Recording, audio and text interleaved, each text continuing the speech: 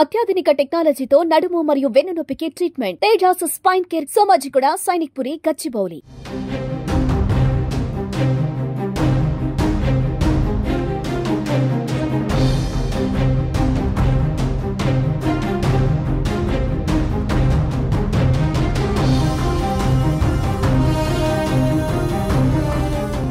ఎడతెరిపిలేని వర్షాలు కురుస్తూ ఉండటంతో యమునా నది ఉగ్రరూపం దాల్చింది. దేశ రాజధాని ఢిల్లీ సహా ఉత్తరాది రాష్ట్రాలను కుండపోత వర్షాలు, ఆకస్మిక వరదలు వణికిస్తున్నాయి. ఢిల్లీలో యమునా నది డేంజర్ లెవెల్ దాటి ప్రవహిస్తూ ఉండటంతో నది పరిసర ప్రాంతాల్లోని రోడ్లపైకి ఇండ్లలోకి వరద నీళ్లు పోటెత్తుతూ ఉన్నాయి. ఓల్డ్ యమునా బ్రిడ్జ్ వద్ద నదీ ప్రవాహం ఉదయం 205.8 మీటర్లుగా నమోదైందని అధికారులు చెబుతున్నారు. సాయంత్రానికి ఇది 206 మీటర్లు దాటిందన్నారు. హత్నీకుండ్, వజీరాబాద్, ఓఖ్లా బ్యారేజీల నుంచి నీటి విడుదల కొనసాగుతూ ఉండటంతో యమునా నీటి ప్రవాహం మరింత పెరిగే ప్రమాదం ఉందని హెచ్చరిస్తూ ఉన్నారు.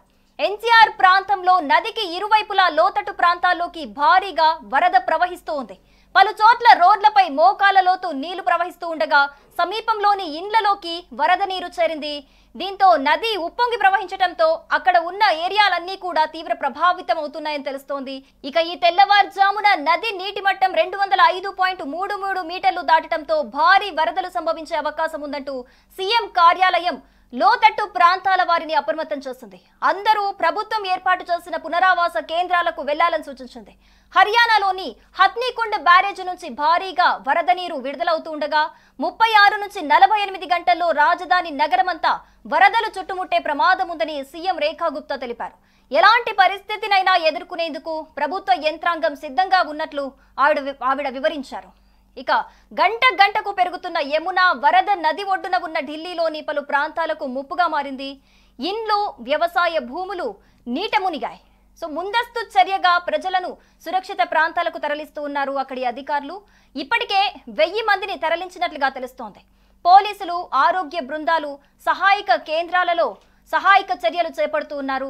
మోకాల లోతు నీటిలో నడుచుకుంటూ వెళుతున్న ప్రజలు ఫర్నిచర్ నిండిన బండ్లను తోసుకుంటూ వెళుతున్న దృశ్యాలు, తమ పశువులను సురక్షితంగా తీసుకెళ్తూ ట్రాక్టర్లు, కార్లను నడుపుతున్న దృశ్యాలు, ఇలాంటి దృశ్యాలన్నీ కూడా వైరల్ అవుతూ ఉన్నాయి. ఇవి 2023లో ఈ ప్రాంతాన్ని తాకిన వరద బీభత్స జ్ఞాపకాలను గుర్తుకు తెచ్చాయి.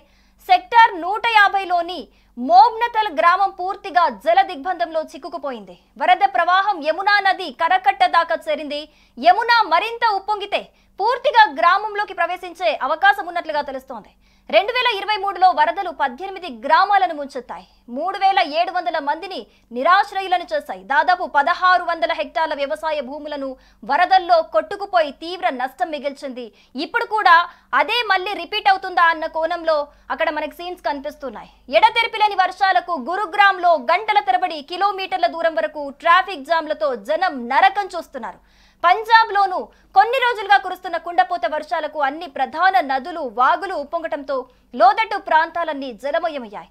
జమ్మూ కాశ్మీర్, హిమాచల్ ప్రదేశ్, ఉత్తరాఖండ్లోనూ భారీ వర్షాలు కొనసాగుతున్నాయి. దీంతో రోజు అనేక ప్రాంతాల్లో ఆకస్మిక వరదలు, కొండ చర్యలు విరిగిపడటం వంటి ఘటనలు జరుగుతున్నాయి. అయితే ఉత్తరాది రాష్ట్రాలకు మరో 5 రోజుల వరకు ఊరట లభించే అవకాశం లేదని ఐఎండీ వెల్లడించింది. ఢిల్లీ, యూపీ, పంజాబ్, ఉత్తరాఖండ్, జమ్మూ కాశ్మీర్, హర్యానా, హిమాచల్ ప్రదేశ్, చండీగఢ్, రాజస్థాన్ రాష్ట్రాల్లో ఈ నెల 7వ తేదీ వరకు భారీ నుంచి అతి భారీ వర్షాలు కురుస్తాయని హెచ్చరించింది ఐఎండీ. సుమన్ టీవీలో మీ పర్సనల్ అండ్ బిజినెస్ ప్రమోషన్స్ కోసం కింది నెంబర్కి కాంటాక్ట్ చేయండి. డ్రగ్స్, గంజాయి లాంటి చెడు వ్యసనాలకు దూరంగా ఉండండి. తాత్కాలిక ఆనందం కోసం జీవితాలని నాశనం చేసుకోవద్దు. డ్రగ్స్ విక్రయాలు, దందాలు నిర్వహిస్తే 1800599699 టోల్ ఫ్రీ నంబర్ కి కాల్ చేయండి. డ్రగ్స్, గంజాయిని నిర్మూలిద్దాం, భవిష్యత్తును కాపాడదాం.